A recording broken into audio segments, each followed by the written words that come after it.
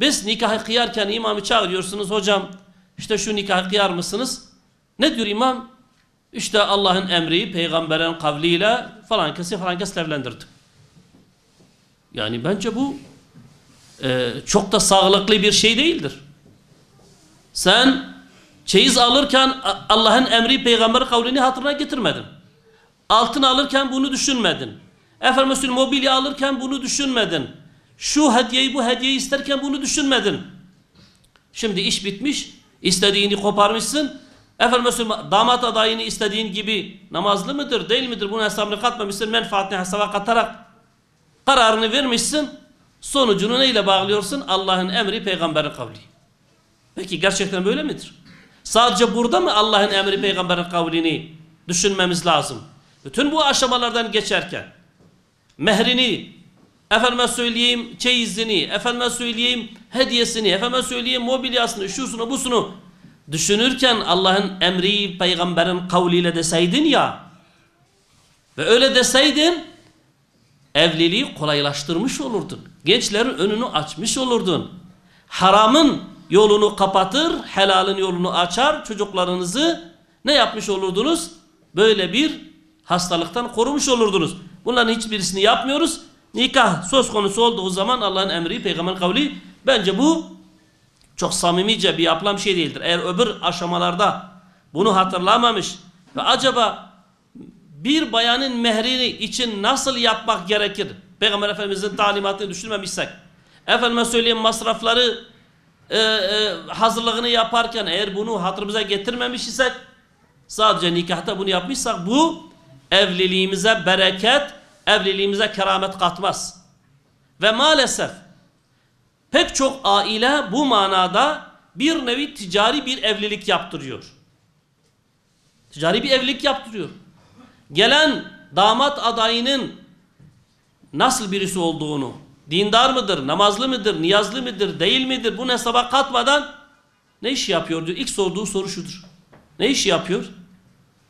Memur mudur, değil midir? Ayrı eve çıkacak mı, çıkmayacak mı? İşte şu olacak mı? Hep dünya, hep dünya, hep dünya. Şimdi ondan sonra böyle bir evliliğin neticesi var, kısa bir zaman sonra boşanmayla, kavgayla, gürültüyle bitiyor. Sonra da diyoruz ki hani evlilikte keramet vardı? Hani evlilikte bereket vardı? Be adam sen bereketi bu işin neresine koymuşsun ki bereket bekliyorsun? Dolayısıyla ne yapmamız lazım? Bu büyük tehlikeden çocuklarımızı korumak için bir evliliği çare olarak evliliği düşünmemiz lazım.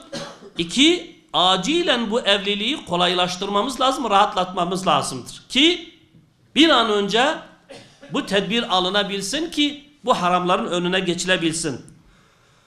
Bakın Bakara suresinin 187. ayetinde şöyle buyuruyor yine Allah. Onlar yani kadınlar sizin için bir elbise, siz de onlar için bir elbisesiniz. Bu ne demektir? Eğer evlenmezseniz zarar görürsünüz. Bu ne demektir? Eğer evlenmezseniz çirkinleştirirsiniz birbirinizi.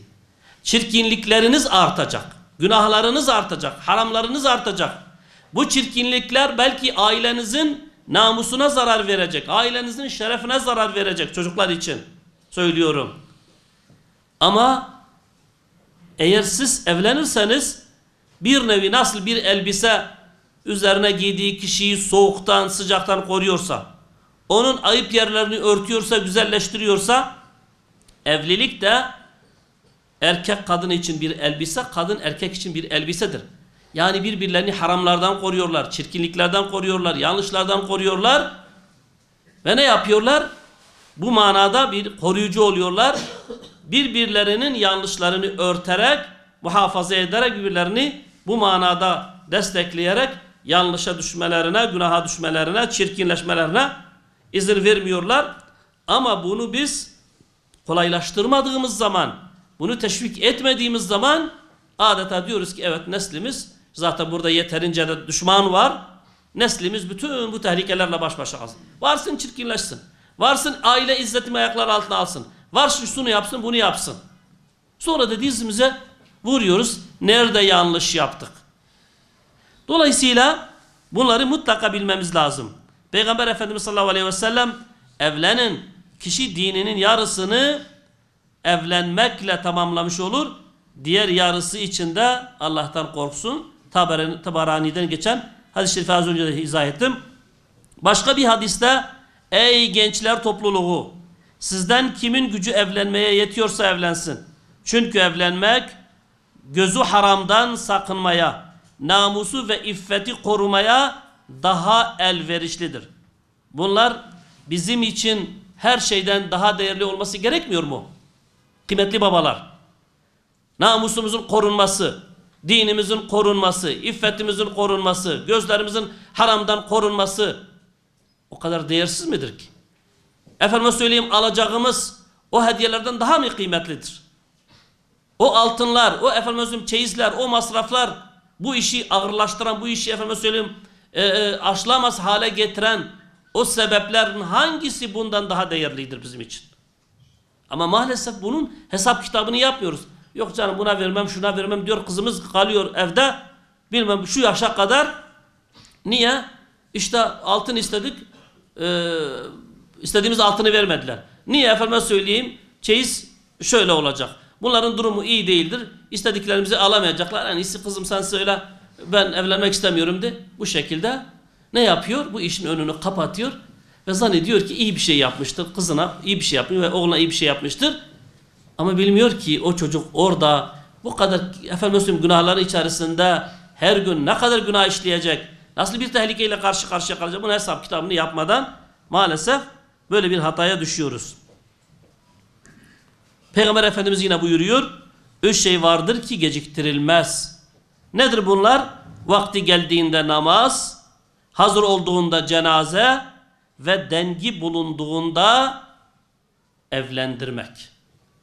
Gençlerimizi evlendirmek. Vakti geldi mi geciktirilmemiz. Eğer sünnete riayet ediyorsan, Allah'ın emri peygamberin kavliyle bu işe başlıyorum diyorsan kardeşim, sadece nikahta bunu söyleme. O işleyişin içerisinde tamamında bunu söyle. Ve bunu Peygamber Efendimizin hadisine baktığımız zaman diyor ki geciktirmeyin. Peygamberin kavli diyorsanız peygamberin kavli budur. Peygamberimizin söylediği budur diyor, geciktirmemek lazım. Hiçbir şey uğruna bunun geciktirilmemesi lazımdır ki böyle bir tehlikenin önüne geçesiniz.